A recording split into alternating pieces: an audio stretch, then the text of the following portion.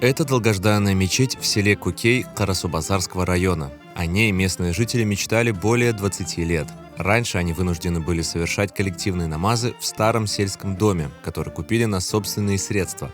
Но он обветшал, и, кроме того, не вмещал всех прихожан.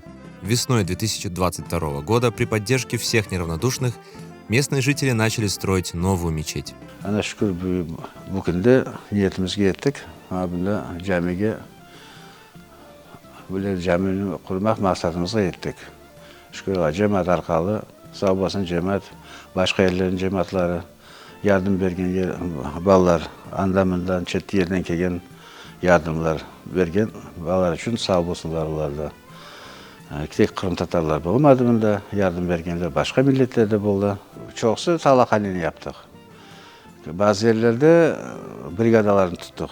Наш народ всегда был сплоченный. Вот много лет мы все делаем своими руками. Наш народ, как тот росток, идет к свету. Поэтому наш народ очень дружный. И мечеть благодаря нашему народу.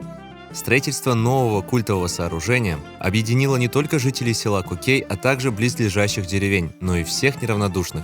Огромная работа внутри здания была выполнена за последний год, и уже в новой мечети мусульмане села смогли совершить первый праздничный намаз на Ураза-Байрам. Ее площадь составила около 130 квадратов. Теперь совершать молитву одновременно в мечети могут более 100 человек. Благодаря нашим братьям помогли с проведением электричества, проводки. Также потом следующий этап у нас был установка окон, тоже нам сделали также в бисмиллях для нашей мечети. Следующий наш финальный этап был, это уже штукатурка, механизированная штукатурка, также механизированная стяжка, теплый пол. Хотелось бы поблагодарить наших братьев, которые сделали нам подарки. Это огромные подарки, это как ковер. Совсем недавно это нам привезли минбар. В этом году местные мусульмане планируют завершить строительные работы внутри мечети, а также приступить к облагораживанию культового сооружения снаружи. Поэтому они вновь обращаются ко всем единоверцам с просьбой о помощи.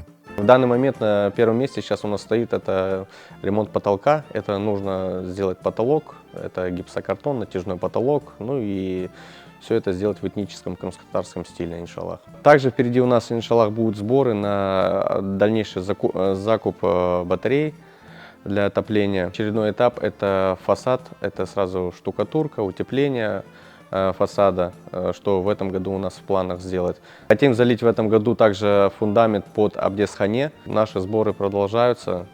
Каждому, кто откликается, будем очень-очень благодарны. Благодаря вам строится эта мечеть.